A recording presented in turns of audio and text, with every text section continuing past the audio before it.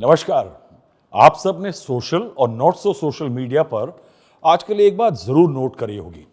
करीब 2 हफ्ते से हिंदू धर्म सनातन खतरे में, ये नैरेटिव स्लो डाउन पर चल रहे हैं।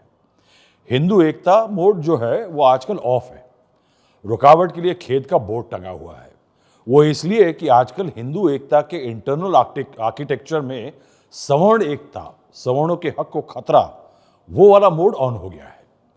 एक सियासत के अखाड़े में जाके वापस लौट आए कविवर ने 4 पंक्तियां एक कविता की सोशल मीडिया पर डाल दी और आक्रोश की जो बाउंड्रीज है ना, उनको काव्यात्मक रीडेफिनेशन दे दिया। क्या 4 पंक्तियां थी? चाहे तिल लो या ताड़ लो राजा, राई लो या पहाड़ लो राजा, मैं अभागा सवर्ण हूं, मेरा रोया रोया उखाड़ लो राजा। अब मेरी ये कमजोरी है साहब, पब्लिकली एडमिट करता हूं कि कविता शायरी का जिक्र होता है तो जज्बात थोड़े उमड़ जाते हैं, कुछ बहक जाता हूं। मुद्दे पे लौटने से पहले ये बता दूं कि ये तो हुआ कि सोशल मीडिया पर पोस्ट ने इस कविता के रचयिता जो है कविवर स्वर्गीय रमेश रंजन मिश्र, उनके नाम से पूरे देश को मिलवा दिया। कवि का हौसला देखिए कि ये कविता मिश्र जी ने मंडल आरक्षण के समय में लिखी थी और लखनऊ के रविंद्रालय में पढ़ी थी। श्रोताओं में आपको पता है कौन कौन शामिल था? श्रोताओं में शामिल थे मंडल कमीशन लागू करने वाले प्रधानमंत्री वीपी सिंह, उनके सामने पढ़ी थी। मिश्र जी लखनऊ में रहे। फरवरी 2023 में मिश्र जी दिवंगत हुए। बहरहाल मिश्र जी ने 14 सितंबर 2019 को लखीमपुर खीरी के अर्बन कोऑपरेटिव बैंक सभागार में आयोजित एक कवि सम्मेलन में जो कहा था, उसको ध्यान से सुनिए। सुरबद्ध करके सियासतदानों के बारे में उन्होंने कहा था कि काशी का प्रभात और अवध की सलोनी शाम बरसाने का भी आदि अनंत बेच डालेंगे, गंगा और यमुना की पावन धरा के संग मंत्रों का भरा अनंत बेच डालेंगे। अब भी कलम कुंतलों में उलझी रही तो मानस को संसदीय संत बेच डालेंगे, गंध फूल कलियों की बात क्या कहें रमेश, देश भर का ये बसंत बेच डालेंगे। अब बताइए इन पंक्तियों का कितना आंदोलित होना चाहिए, इन पंक्तियों पे कितना आंदोलित होना चाहिए। आप समझदार हैं, मैं कोई इशारा नहीं कर रहा। चलिए अब आगे मुद्दे पर लौटते हैं। आपने कहावत सुनी होगी, खाया ना पिया गिलास तोड़वाया 8 आना। बीजेपी ऐसी ही स्थिति में फंस गई है इस समय, और उसकी सरकार जो केंद्र में है, एक भंवर के बीच में। ऐसी भंवर जो 2 दिशाओं से आती तेज वेग से बहने वाली नदियों के संगम पर बनती है। उसने एक कदम उठाया, उसमें कुछ नेक नियति भी थी, कुछ बदइंतजामी और ढेर सारी राजनीति। सूत्र बताते हैं कि बीजेपी नए रेगुलेशन यूजीसी के जो आए, उससे एक कास्ट सिग्नल भेजना चाह रही थी आने वाले चुनावों के पहले, मगर दांव खराब चला गया। टॉप पार्टी नेताओं को अब यह दिमाग लगाना होगा कि इस भंवर से कैसे बाहर निकलें। राम भक्त है इसीलिए बस साथ तुम्हारे हैं, निस्वार्थ समर्थक हैं तुम्हारे, गुलाम नहीं हैं हम। करना चाहता हूँ, किसी को उत्पीड़न होने नहीं दिया जाए, कोई भेदभाव नहीं होगा। What is the value of his assurance? जब हमारा संविधान कहता है कि हम कहीं भेदभाव नहीं कर सकते, उसके बाद भी भेदभाव होता, अन्याय होता है समय समय पर। हम तो अंग्रेजों से लड़े, तो आप कौन है भाई?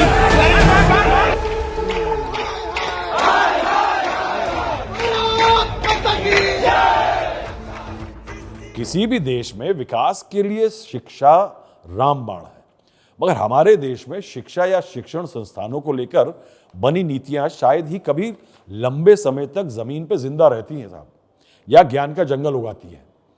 पहले कुछ समय कागज पे रहती हैं, फिर कानूनी किताब से निकलकर स्कूल, कॉलेज या यूनिवर्सिटी पहुंचती हैं। जैसे ही वो क्लासरूम में घुसती हैं, वो टकराती हैं जाति, धर्म, वर्ण, इलाकाई आइडेंटिटीज से, और ये टकराव तेजी से सड़क पर बहता चला जाता है। करीब 15 दिन पहले उच्च शिक्षा में इक्विटी यानी कॉलेज, यूनिवर्सिटी, इंस्टीट्यूट्स में जातिगत भेदभाव रोकने की मुहिम को इंस्टीट्यूशनलाइज करने के लिए लाए गए एक नियामक संशोधन यानी रेगुलेटरी अमेंडमेंट ने ठीक ऐसा ही किया। 13 जनवरी को विश्वविद्यालय अनुदान आयोग यानी यूजीसी ने कॉलेज परिसरों में, हायर इंस्टीट्यूट ऑफ एजुकेशन के परिसरों में जाति भेदभाव से निपटने के लिए अपने बहुप्रतीक्षित काफी टाइम से वेट हो रही थी, नियमों को अधिसूचित किया, नोटिफाई किया। अब यूजीसी जो है वो उच्च शिक्षा संस्थानों में इक्विटी के लिए विनियम जो लाया 2026 का, उससे तूफान खड़ा हो गया।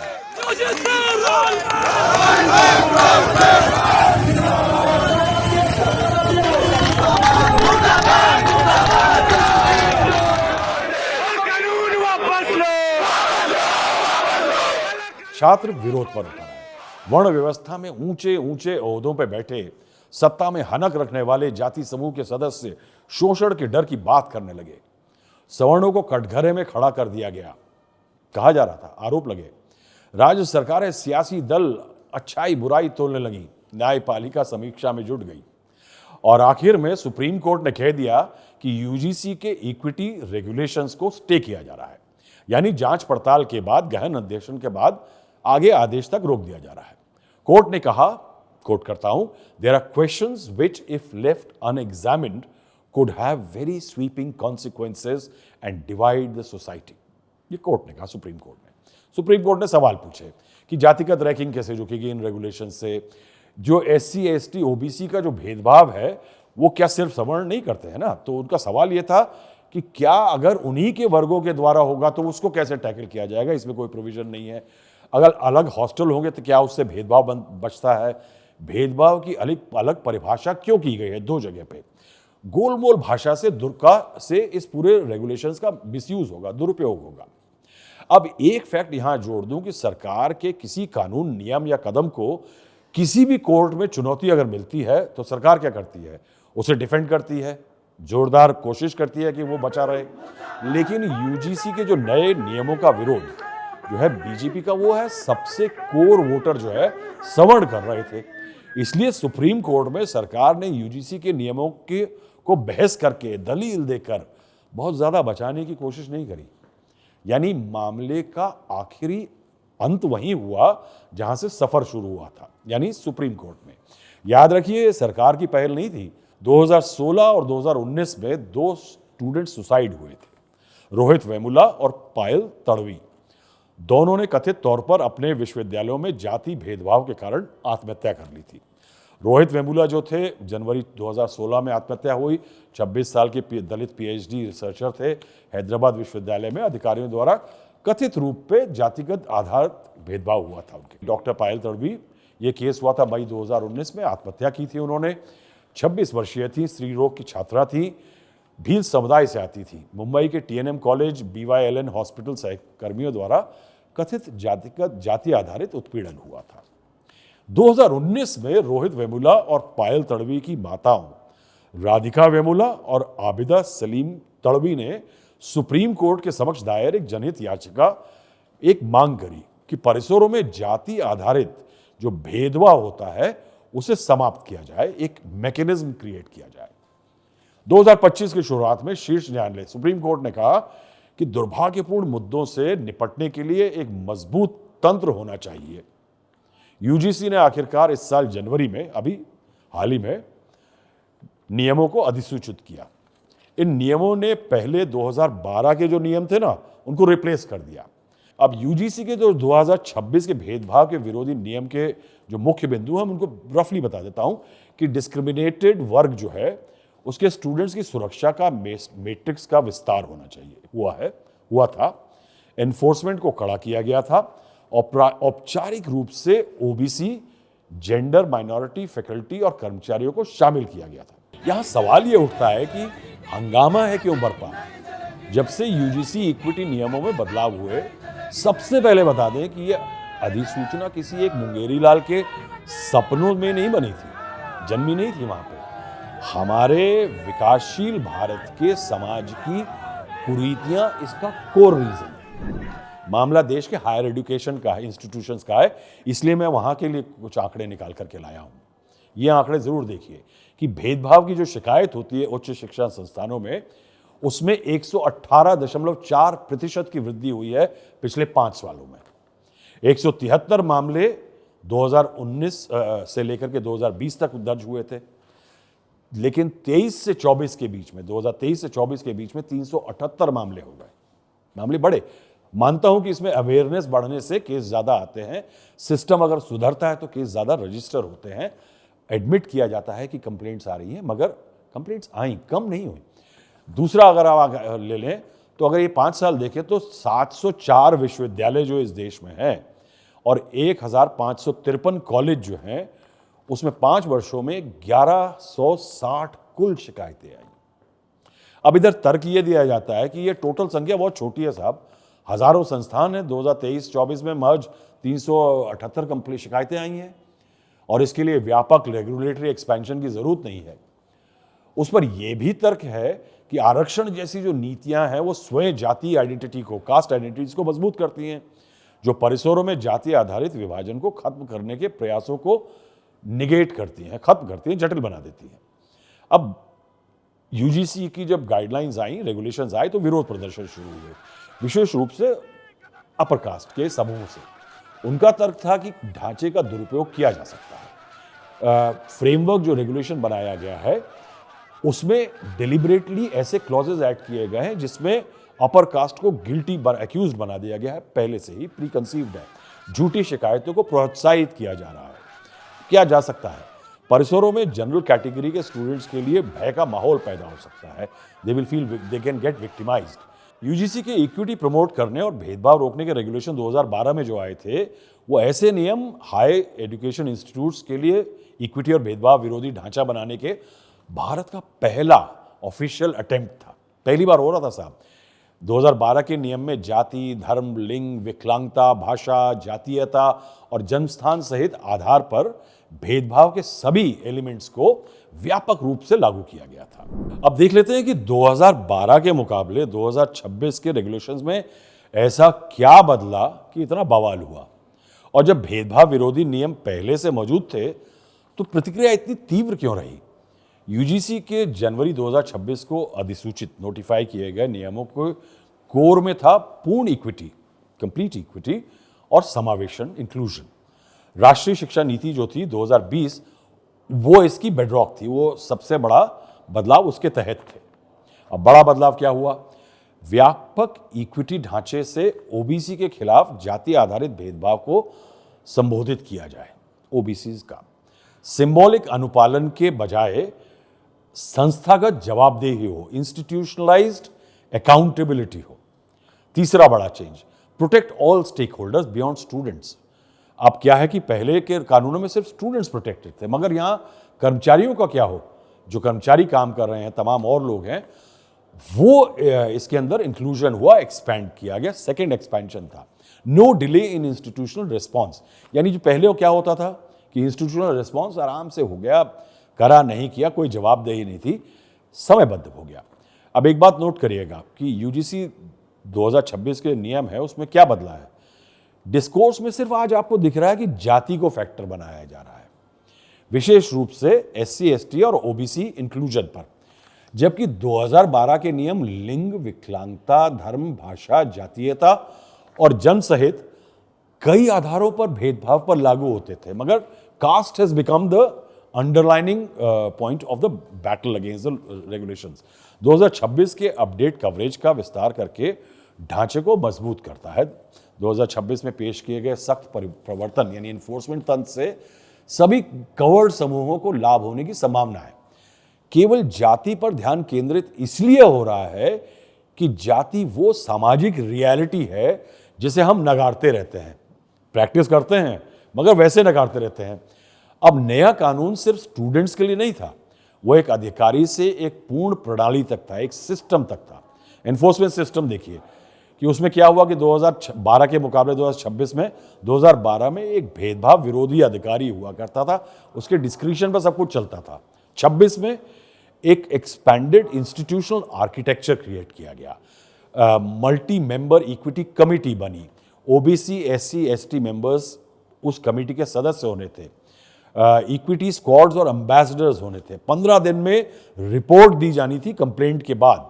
गलती करने पर अगर जजमेंट सही नहीं हुआ है कमेटी का तो यूजीसी की फंडिंग कैंसिल हो सकती थी, उस यूनिवर्सिटी या इंस्टीट्यूशन की मान्यता रद्द हो सकती थी।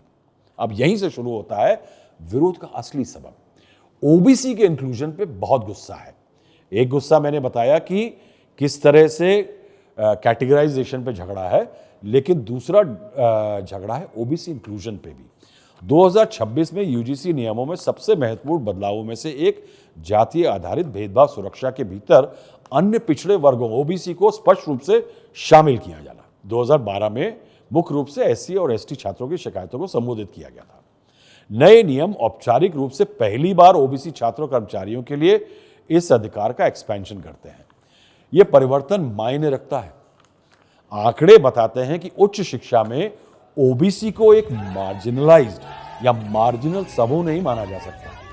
यह चिंता का विषय है कि 2020 से 21 तक कोई भी हायर एजुकेशन डेटा नहीं छपा है ज्यादा, लेकिन लास्ट अवेलेबल जो है all India survey on higher education AISHE जिसे कहते हैं, वो डेटा 2021-22 का है। वो क्या कहता है कि SC, ST and OBC students जो है उनका भारतीय शिक्षा में कुल नामांकन आज की तारीख में करीब 60% है।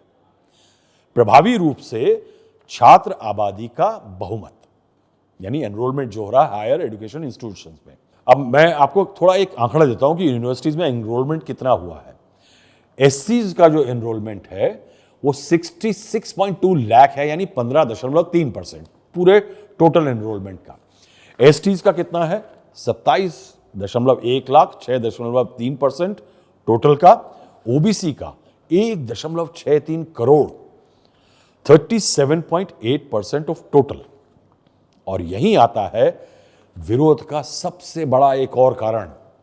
समाजशास्त्री मानते हैं कि दलित और आदिवासी समुदाय के छात्र सोशली और पॉलिटिकली उतने एक्टिव और अग्रेसिव नहीं होते। इन वर्गों में लीडरशिप अवेलेबिलिटी कम है। इसके मुकाबले उत्तर से दक्षिण और पूर्व से पश्चिम के तमाम राज्यों में ओबीसी वर्ग ने फाइनेंशियल स्ट्रेंथ और सोशल एग्रेशन पा लिया है। इन वर्गों में राजनीति के मंडलाइजेशन ऑफ पॉलिटिक्स के बाद तेज तर्रार लीडरशिप आसानी से पैदा हो रही है। अब एक्सपैंडेड जो इससे क्या होगा कि आप देखिए 1.63 करोड़ जो हैं वो एनरोल्ड ओबीसी स्टूडेंट्स हैं हायर एजुकेशन इंस्टीट्यूट में। उसके कारण क्या होगा कि नए रेगुलेशंस के हिसाब से क्या होता कि ओबीसी को स्पष्ट रूप से शामिल किए जाने से जो भेदभाव विरोधी सिक्योरिटी कवर जो है वो एक्सपैंड ही नहीं होता। ओबीसी शामिल होने के साथ संभावित शिकायतकर्ताओं, पॉसिबल कंप्लेनेंट्स का जो पूल है वो डेमोग्राफिक रियलिटी को दर्शाता है। That means the objection is not merely to the rules, but the larger pool from which the complaints of discrimination can come from and will be addressed by a more stringent mechanism. ज्यादा complaints आ सकती हैं और एक tougher mechanism है enforcement का। यह वो जगह है जहां प्रदर्शनकारियों की चिंताएं सही हैं। सुप्रीम कोर्ट का रेगुलेशंस पर स्टे भी इसीलिए शायद आया है कि सेफ्टी नेट जो है मिसयूज के खिलाफ वो कमजोर है। 2026 के यूजीसी रूल्स में कोई स्पष्ट सुरक्षा नहीं है मिसयूज के खिलाफ। 2026 का जो रूल्स का ढांचा 2012 के जैसा ही है। झूठी शिकायतों की परिभाषा ही नहीं है, दुरुपयोग के लिए दंड नहीं है, इक्विटी कमेटी में सवर्ण नहीं है। एक सवर्ण और जनरल समूह के स्टूडेंट की बात में और दम है कि कोर्ट में पिटीशन दाखिल करने वालों ने भी ये बात कही है इन रूलिंग्स के रेगुलेशंस के खिलाफ कि जनरल कैटेगरी जो स्टूडेंट्स हैं उनको ये नाराजगी है कि सेक्शन 3(1)(c) जो है उससे उनको आपत्ति है। क्यों?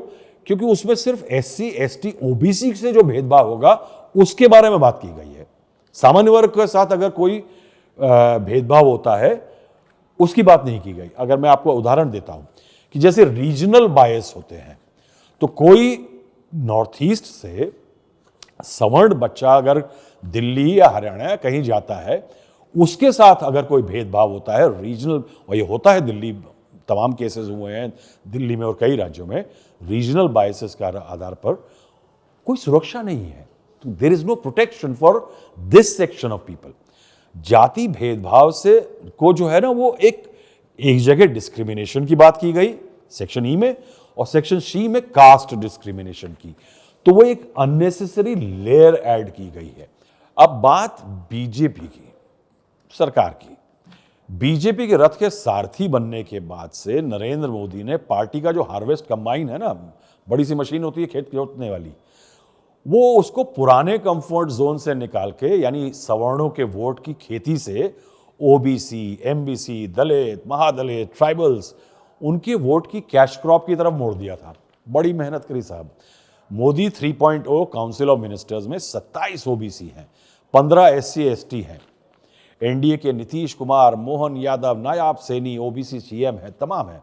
छत्तीसगढ़ के सीएम विष्णुदेव साई एसटी समुदाय से हैं। दलित समाज के रामनाथ कोविंद को देश का राष्ट्रपति बनाया। द्रौपदी मुर्मू एसटी हैं, उनको प्रेसिडेंट फिर बनाया। 20 मार्च 2018 में सुप्रीम कोर्ट का एक फैसला आया। सुप्रीम कोर्ट ने एससी एसटी अत्याचार निवारण एट्रोसिटीज एक्ट जो 1989 था, उसके दुरुपयोग को रोकने के लिए क्या किया कि तत्काल गिरफ्तारी पर रोक लगा दी। मामला दर्ज करने के गिरफ्तारी से पहले एक प्रिलिमिनरी इंक्वायरी को मैंडेटरी कर दिया। उसके बाद देखिए 2018 में ओबीसी कमीशन को संवैधानिक दर्जा दिलवाया। इधर बीजेपी ने ओबीसी को यूजीसी रेगुलेशंस में शामिल करा और प्रावधानों को कर्रा किया कि सोच करके कि उत्तर प्रदेश में 2027 में चुनाव होंगे। कुछ एक्सपर्ट्स ये भी कहते हैं कि सिग्नल तमिलनाडु जैसे राज्य के वोटर्स को भी, जहां चुनाव हाल में ही होने हैं, जहां बैकवर्ड्स का फैक्टर बड़ा स्ट्रांग है।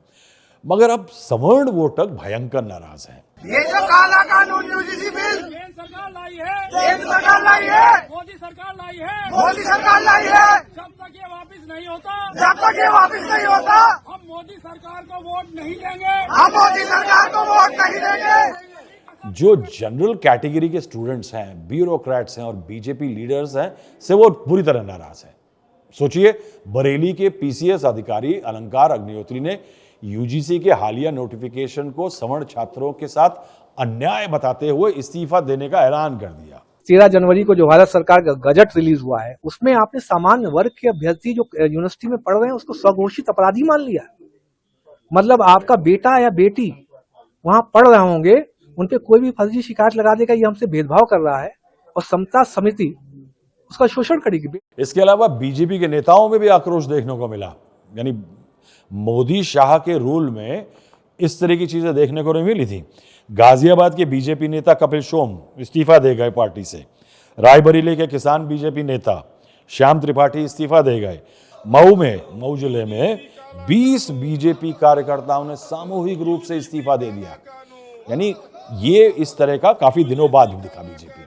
अब परेशानी ये है कि सवर्ण वोटर बीजेपी का कोर वोटर ही नहीं, उसकी हिंदुत्व लाइन का सबसे बड़ा समर्थक है। कई राज्यों में जैसे उत्तर प्रदेश में उसे सवर्णों के 100% वोट की जरूरत पड़ती है अगर उसको नैया पार करवानी है। तो उत्तर भारत के राज्यों में जब जब सवर्णों में जातिगत नाराजगी उभरी है, जैसे मंदिर मुद्दे पर वाजपेयी सरकार द्वारा ठंडे बस्ते में डाल दिया जाना, या उत्तर प्रदेश में लगातार बार बार बीएसपी और मायावती को सीएम बनाना, तब बीजेपी का हिंदुत्व एजेंडा और बीजेपी फेल हुई है। बीजेपी की परेशानी अब यह है कि वो इन रेगुलेशंस को बदले या ना बदले तो कैसे बदले। यहां से कदम वापस ना खींचे तो अपर कास्ट नाराज, खींचे तो दलित और ओबीसी की जो खेती उगाई है वो खराब। अब वो दलित और ओबीसी जो पार्टी के कई सालों की मशक्कत के बाद आए साहब, ये वोटिंग वर्ग अपर कास्ट की तरह से बीजेपी के लिए टोटली कमिटेड नहीं रहा है साहब, फ्रेजाइल सपोर्ट है। 2015 में क्या हुआ, बिहार में आरएसएस मुखिया मोहन भागवत ने आरक्षण पे एक बयान दे दिया।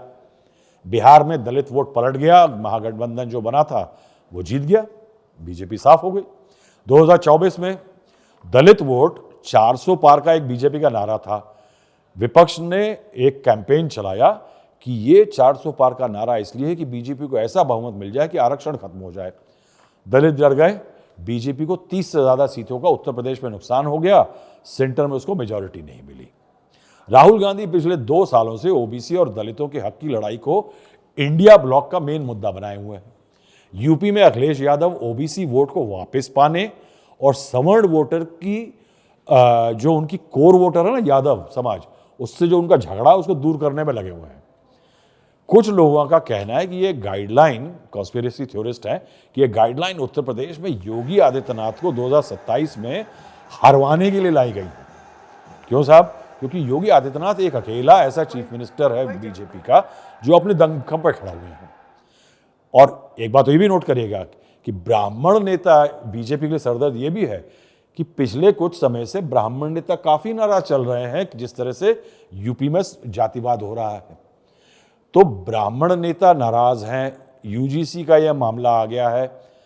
मगर मुझे लगता है कि ये जो यूजीसी का मामला है इसमें कोई डीप कॉन्स्पिरेसी नहीं है।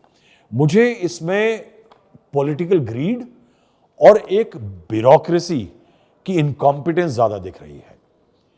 Is it a share mess by the babus? ये सवाल जो है शायद आने वाले दिनों में रिजॉल्व होगा, क्योंकि सरकार की तरफ से लोग पहले तो डिफेंड कर रहे थे कुछ लोग, लेकिन उसके बाद से अब कोई एक क्लैरिटी नहीं है कि साहब ये हुआ कैसे। सवाल ये उठता है कि अब गले में हड्डी जो फंस गई है उसको निगला जाए या निकाला जाए। मुश्किल काम होगा। मैं यहां पे एक बात और कहना चाहता हूं कि ये जो सवर्णों में डर और ये जो एक भय का वातावरण है,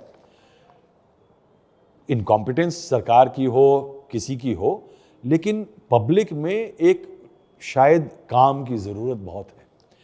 क्यों? क्योंकि 1990 में जब मंडल आयोग वीपी सिंह ने अनलीश किया, उस समय भी एक डर फैलाया गया था। डर यह फैलाया गया था कि जो सवर्ण हैं, अपर कास्ट के हैं, जनरल कैटेगरी हैं, उनका भविष्य अब अंधकार में है।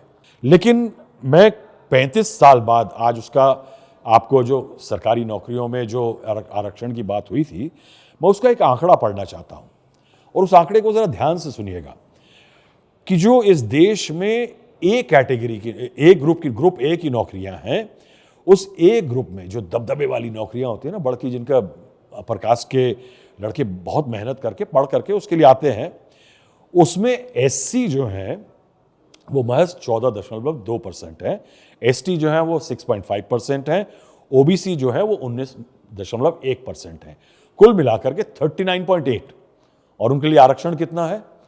49.5। यानी ए कैटेगरी के जॉब में वो अपनी जॉब जितना उनके लिए कोटा है उसको नहीं भर पाते। तो यानी बड़ी नौकरी जो है उसमें नहीं भर पाते। उसके बाद आइए ग्रुप बी की नौकरियों में। ग्रुप बी में एससी 16.2% है, एसटी 7.6%, ओबीसी 21.9%, यानी कुल मिला के 45%। एक ग्रुप ए में 39.8%, उससे नीची ग्रुप बी में 45.7%, और जो ग्रुप सी है, सबसे छोटी नौकरियां, सफाई कर्मचारी, नाली साफ करने वाले, दफ्तर में बुहारी लगाने वाले, कूड़ा उठा के ले जाने वाले, वो नौकरियां जो हैं ग्रुप सी की, उसमें एससी, एसटी, ओबीसी 66% है। Group A 39%, group B 45%, group C सबसे छोटी नौकरी में महज ग्रुप सी में 66%। अब मैं एक बात यहां और कह दूं कि दलितों और पिछड़ों पर जुल्म और भेदभाव का इतिहास बहुत पुराना है। आज भी तमाम इलाकों में, मैं आपको बताना चाहूंगा, मैंने ऐसी कहानियां, स्टोरीज अपने कैरियर में की हैं कि दूल्हे देश के तमाम इलाकों में घोड़े पे बैठ के दलित समाज के बारात लेकर के नहीं आते, डरते हैं। मुझे याद है कि मायावती मुख्यमंत्री बनी थी, तो मैंने देखा था कि सवर्ण मंत्री जो थे ना, वो मंत्री पद की शपथ लेने के लिए गए, तो लेने के बाद उनके पैर छू रहे थे। मगर उसके बाद स्टेज से नीचे उतरकर जब हम उनसे मिलने गए थे, कैमरे बंद थे, तो उनकी पीठ के पीछे वो बहुत ही घटिया जाति सूचक नाम से उन्हें बुलाते थे। ये समस्या जटिल बहुत है। इस जटिल समस्या का हल नेता, सरकारें नहीं निकालेंगी साहब, वो तो इसे जिंदा रखेंगे। इसका हल किसके पास है? वो सिर्फ हम और आप हैं।